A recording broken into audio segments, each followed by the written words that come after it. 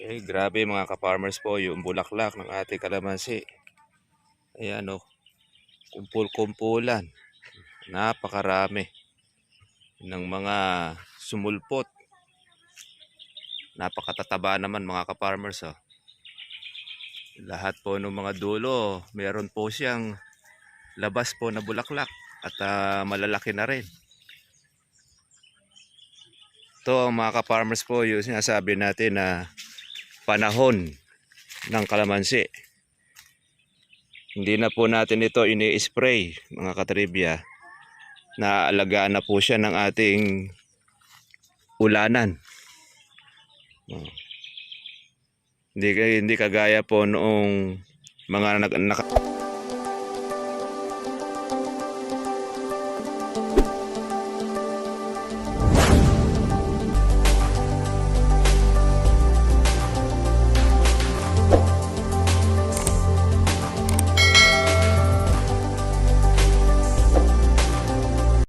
grabe mga ka-farmers po yung bulaklak ng ating kalamansi.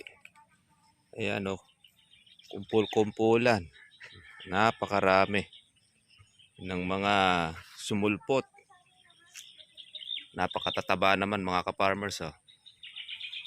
Lahat po ng mga dulo, meron po siyang labas po na bulaklak at malalaki na rin. Ito mga ka-farmers po yung sinasabi natin na panahon ng kalamansi. Hindi na po natin ito ini-spray mga katribya. Naaalagaan na po siya ng ating ulanan. Hindi kagaya po noong mga nakaraan ay obligado po tayo mag-spray dahil nasisira po yung mga bulaklak. At makita ninyo, matataba po ang mga petals. Kasi ito yung mga ka-farmers na kahit po sa paso, basta po kalamansi, panahon po ng kalamansi, yan ay nagbubulaklak at nagbubunga. Kadami oh. Kakaiba ito mga ka-farmers po doon sa una natin pagbubulaklak na napakarami po ang lumusot. Ayan.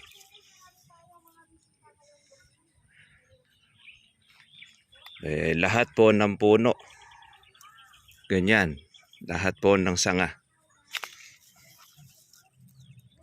Ayan, wala na tayo rito mga ka-farmers po na masyado pong alaga sa bulaklak nating ito.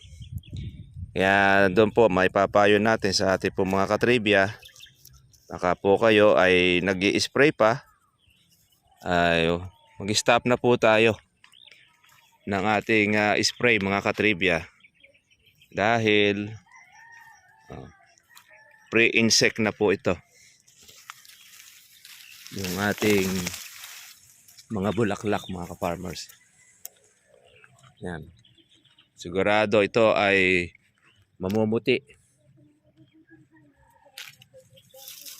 Pag ito'y bumuka,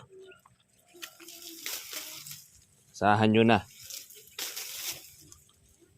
Ito na yung mga sinasabi nating taksa. Panahon po mga ka-farmers na maraming bungang kalamansi. Diyan naman po maraming mga pigaan ng kumukuha. Kasi alam niyo mga ka-farmers, kapag ka po bagsak ang presyo ng ating kalamansi, yun naman pong mga pigaan, sila naman po yung mga nakapila, nag-iipon po sila para marami po silang mapiga paghahanda nila sa susunod po na patag-araw. Kasi pagka po sasabay sila sa panahon na mahal, ang presyo ay matatalo ang sa pigaan. Mintres mababa ang kuha nila ng kalamansi, doon sila po malaki ang kinikita. Pagka panahon naman mga katribya ng tagbungahan, naglalakihan naman po siya. Talagang makakatas. Tapos, marami rin po mga nagiging hinog. Ngayon, hindi po halos makuha na mahinog ang kalamansi. Kasi, naaagad ng mga buyer. Malago na po yung ating damuhin, ang ating sprayin, mga ka-farmers. Yan ang ating tututukan sa mga darating, ang pag-i-spray ng ating gamot. Ayan, tatanggal din tayo dito sa atin ng baging. Malaki na rin po yung ating mga buko. Ayan o, malinis po ang dahon, wala po siyang dapurak.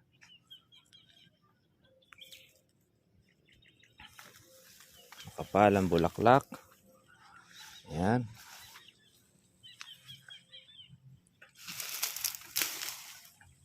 At ang kuhanan po ngayon mga ka-farmers ay 1,314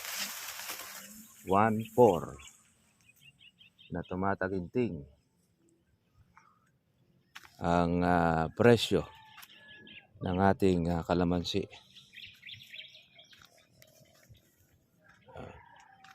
Kaya yung pong nakapag-antala ng bunga, maswerte na dahil nakalaki ang bunga, mga katribya. Kaya tayo ay malapit na rin po ang schedule ng ating pagpitas. Marami rin po itong mga maliliit. Hindi po nagparehas ang ating bunga. Nga naman yan, hindi naman po tayo masisiro. Dahil lahat naman po ng buwan ay meron po tayong inaasahan na makukuha. Ayan. Para dito sa ating kalamansi. At tutuwa lang tayo mga katribya. Napakarami pong bulaklak ang lumusot. Ayan. Sobra. Yan ay marami na po tayo dyan makakasabay. Buong bansa yan. Maliban na lang po mga farmers sa parte po ng Visayas, Mindanao. At yan po sa parte po ng Mindoro. Na yan, mga nauna na rin po mga nagsipagbulaklak. Sa panahon po kasi mga farmers po ng tagulan o sa tag-araw, hindi po masyadong humaharvest ang Mindoro. Hindi po sila makapagpabunga na kagaya ng dito sa amin, sa Nueva Ecija, sa iba't ibang mga probinsya. Dangan na hindi po doon umuulan ng na umaaraw ng diretso, yung tag-init. Kumpara mo dito sa atin sa Nueva Ecija, meron tayong tinatawag dito sa amin po na tag-init. Kaya pagka po tag-init, ang kalamansi, masipag po siyang magbulaklak. Masipag magbunga. O kaya naman, dapat naman ay naaalagaan ng ating mga farmers para magtuloy naman ang bulaklak. Kaya diyan lang din naman po nakakatsempo ang ating pong mga katribya. Lalo na po yung mga mayroong kapital, meron pong mga puhunan, nakakapag-alaga po sila. Kaya kung ano yung kanyang tamaan na presyo, basta ready po na meron siyang pitasin, ayun, mainam po at mayroong pondo na nakukuha. Pero ibang mga wala pong mga pondo, lalo na yung wala pong mga patubig, hindi po makakapag-alaga ng kalamansi. Tayo naman, yan, basta't meron tayong patubig At na kahit na tsempuhan na mataas ang presyo ng ating kurudo, ayan, kasurvive naman po yung ating kalamansi, mga ka-farmers. Gagawin po natin ay pakukuha na po natin yung lahat ng mga po pwede kunin dahil napakarami po ng mga bulaklak na yan.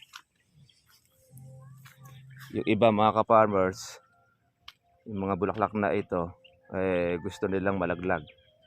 Gusto nila po na masira kasi alam nila na wala pong presyo. At mantakin ninyo mga ka-farmers, sa daming bulaklak ng kalamansi. Sobra. Ayan. Ay, meron pa tayong mga maliliit na mga bunga. Meron pa tayong kalaban na malakas na sound. Sanang ma-copyright. Mga ka-farmers yan. Grabe, mamumuti sa bulaklak ang ating kalamansi. Mula po nung umulan niya mga ka-farmers ay halos mahigit ng 1 linggo makatikim po ng ulan. Kaya naman to, yung mga bulaklak po na yan ay halos 1 week na rin yan. Yung mga matang hito. Medyo natigang pa naman ito mga katribya, na hindi po tayo nakapagpatubig dahil hinihintay na nga po natin yung ating ulanan. Kaya masyado rin po ang bulaklak na lumabas mga katribya.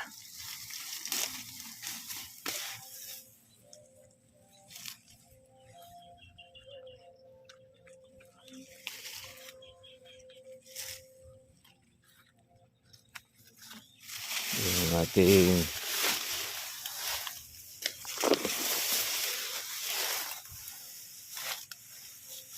tawag dyan ay pakiling o pang-isis.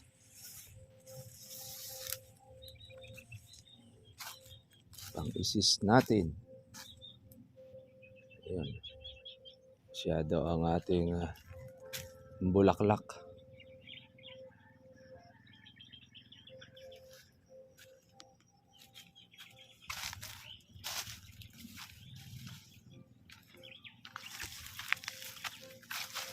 Ayan, marami na rin tayong damo na damuhin para sa ating kalamansi.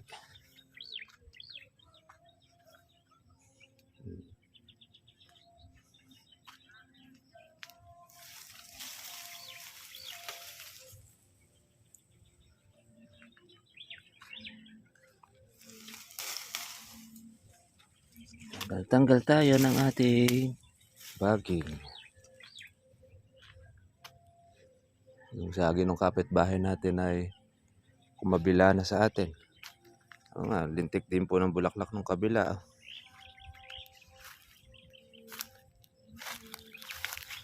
Kaya bumabawi na rin ito.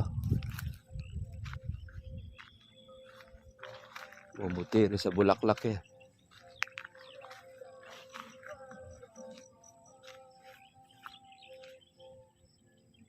Ito mga ka-farmers, delay rin ito ng pag-aalaga. Kaya konti lang din yung kanya pong gano'ng pitasin. Pero marami siyang mga maliliit. Sira. Ayun. Madidilaw na rin itong in-spray nila tatay ng kanyang batang kalamansi. Tayo, ang ating bulaklak ay grabe. Ayan. Masyado. Lahat po ng mga dulo. Saan pa manggagaling mga ka-farmers po yan? Bakit pa naman pagka po tagulan, ang mga buko at mga bulaklak ng kalamansi ay halos ay nagtutuloy. Hindi po mahirap na pambulaklakin. Hindi mahirap alagaan. Kasi free na siya.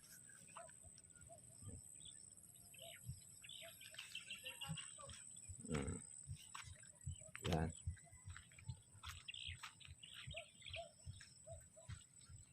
Grabe, galit na galit sa bulaklak.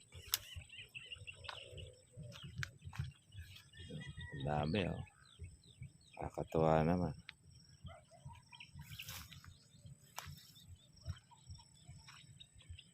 Yung nag-iibig na magbalachiko ng ating kalamansi, ngayon ay wala na. Basta't nakatikim siya ng maraming ulan, busog. Bumawi na siya ng husto. Mga katribya. Yan. Masyado. Gusto na po kayo mga ka-farmers? Ayan, masaya po tayo dahil tumitinig na naman uli po ang ating kalamansi. Okay na po at hindi po bumaba po sa 1,000 ang ating po mga napipitas. Ang sumagat po ang baba niya sa 1,1. Ngayon ay 1,314. At malalaman po natin yan kung tataas pa uli sa mga susunod o sa mga darating. Kaya tayo naman ay habang nagpapalaki po ng ating bunga, hindi pa naman po dihado yung ating kalamansi, antabay pa rin po tayo ng ating mapipitas. Kaya kinukulan po natin monitor yung ating pong bulaklak.